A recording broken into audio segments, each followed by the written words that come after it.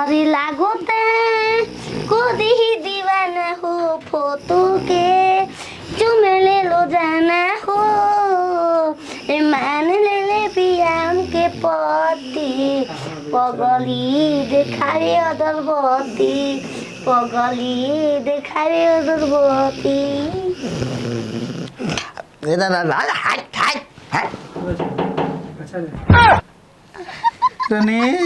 रात भर हम खाकत रहला छिन रो ना हो आए हो हाँ दिन भर सुतते सुबह तक पता नहीं कि क्या बनी पूजा कर जागी जल्दी तो जगा के भगवान के पूजा कर जाला कि सुतले भी कह देबू कब चल जेबू आशीर्वाद कैसे दिया ई बा मोल मंदिर में कुछ पता चला कि सुत बा जागो तो सुत रहे ना तो पता नहीं सुतले में पूजा करके चल जाना आदमी का पता बा कब जगह है उनका नींद ना लागत हुई वो तो हम सोच जब वो छूट जो अक्षय मुद्दा जी अनहान हो जी जिंदगिया ना उनका रूम आँख बंद पहले तो पता नहीं ताकल बंद करो खाई पे छुड़ा दे भेजे पान खा तरू जब उनकर वो आँख बंद होला ना तो हव आँखिया खुल जाला केवन लला तीसरी केनी बा हे जे रहेला बमल तोहरो तो हुई ना हम दूसरा दिन आँख बा चाकू से भाग गया आँख बनाई चला पूजा करा ये बात हम सबके समझ में ना आवेला सब भगवान के पूजा करला तू भतार के पूजा करेलू बैठा कर बताओ हमारी जोई तो तू बमलुआ होई जोई तीरा हम छोड़ी देती घर परिवारवा चली जईती देहारा दू जी का कर जीव लीची खाए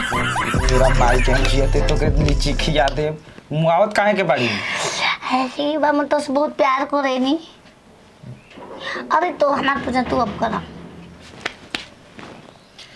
अरे मारल चाहत यहाँ मरमती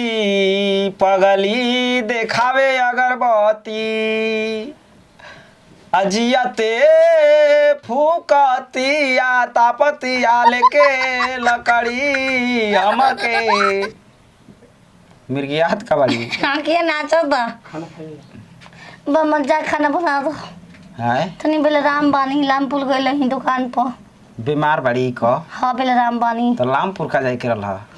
दवाई में ये जे बड़का बड़का सुई मुट्टे मुट्टे बा गदहन वाला बा घर भैंस वाला गदहन वाला लगी एक बेर में सेट कर दी जाऊं जाऊं मैं मान जाऊं खाना बना के लाऊं कोनो बात नहीं है रात भर हुआ तक गेहूं झोकल हो का थ्रेसर में ओने सुता तला हमरे कह दे तला छात्र कहीं की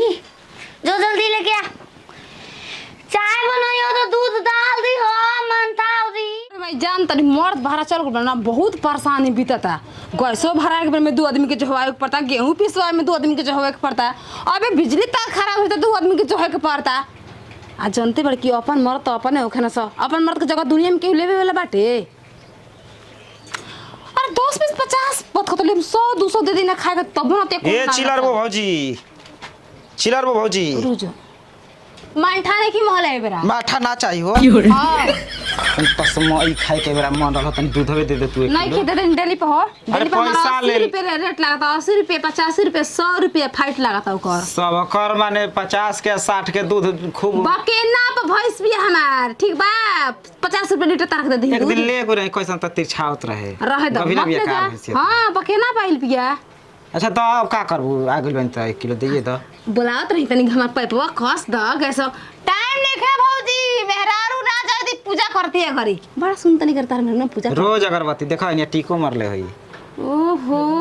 ओए मेहरारू लाते से लतियावत रहे हुए आज बड़ा पूजा कर ला लाते से लतियाओ चाहे कुछ करो पूजा करती है मानत है ना माने पूजा क के 2 लात मार देलस तो पूजा कोई भाड़ में काहे के हां अब तोहरे लेखा थोड़े बा हाँ भौरे लड़ी ना झगड़ी ना दिन भर लेकिन संजिया ले कहीं हो जाई ना हम निकल अलग दिन भर गाली गोलो जू हमारा गाली हम उनकर घरी ई कह के हम उनकरा गाली हमारा गाली सटा के सुते ना अरे गाली ना बाना भिरिया के सटा के सुती तो भिरी रख नहीं खेरा है वाला दूसरा के रखो कैसे कैसे भौजी का कुछ मरा कर देबो नाती के बेटे धोआ दांत होली सड़ गइल बेटे खैनी बीड़ी खा के हमारा मर्द देखा हमारा मर्द देखा हो जीबे तू आप कहूं तो में बिना खैले गोइल बा केने सड़ देखो है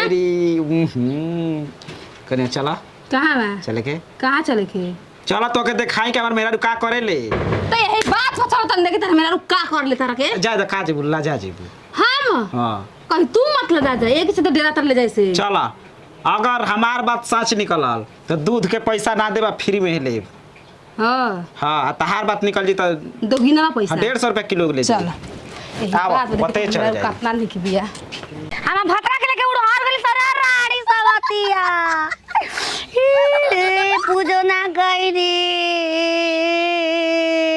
एक क्षेत्र में खाए ना तो मुंह ना जाबे राड़ी मुआवल ता तू हमरा के पूजा बिना कइले मर जाईबो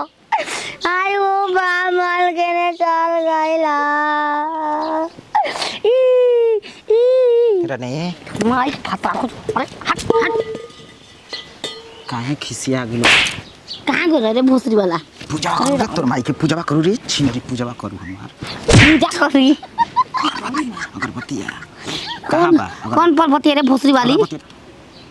पूजा कर कंजरा क्या पूजा कर ना ना कमी हारू ले चल बारो सूते कहा ताकि मुला मेरा सुता लहकावत है लागल का कहां एक लोटा दूध लेके कहां लोटा फेंकलू मैं एक लोटा दूध भैंस को तय हो जा पिया तार जान हो जाए तो पदु करा जेता रू हमरा के बताओ कि हमारा घर भैंस भाई ये छिनरी के भैंस भाई सा डेली पर किन भागे गए को दादा मुंगनी ने बाजा अभी वो इधर कर चल ऊपर से दिन के क्या ए कतना ही चेक प्यार गुरदबा यार हरा पूजा गुरदबा भोसरी वाला गुरदबा बाद में तो बात अब किन बारे अब जान जा भौजी के तबीयत ठीक नहीं काले 2 बोतल पानी अरे चढ़ा कतना हगबा हगल बंद करा हग के इला घरवा से हमरा इज्जत मर ले ले आलू उतना दिन के कइल धइल दवा दवा 1.5 लीटर दूध हमार लेगा ना पूछा ने छिनार भैंस के जौन कभी ना हो गेल बिया देतिया यार छिनार अरे भोसरी वाली छिनार तू क्या रे मार वाली ए छिनार तार मरदा के सुधार करे जो ने चचारा देखे आवे चचारा देखे आप तोर दादी मु का करबे चचर एकरा रे कहा तक हे पाना थिने पर मेहरारू के ठीक कर दबाव तो दबाव लकावत या पेट्रोल हाई पेट्रोल देख अब घरे का हमें ये बता देता नहीं रोज ही छिनरी पूजा करे ले जब पूजा कर ली तो पाथी बोल भर अब मैं काम करवावे ले हमारे से यही से पूरा गांव करत खतरा के ना चल भौजी दिखाओ बाकी ये बात गांव में मत कहियो ये कहियो कि सब पूजा करे लोग हमारा का मतलब ई सताई का छिपे वाला बात पूरा गांव जानता के ताके कूटे ला खूबी ने मुसर धान जाए ना तहे जनरेटर चालू हो जाता सारवा मार दुखाता केता गइल बा चल ना ना रहिए तो ना कुछ बोलत नहीं रल दिया तो अब बोल ना हम ना चाइना के हम अपन मेरा के संग मारी आंख ले देख लिया सब शिकायत हुई कि अपन मुंह के के मारला संगे मारी अकेले मारल जाला चला अब की दो की कपड़ा नंद चादरो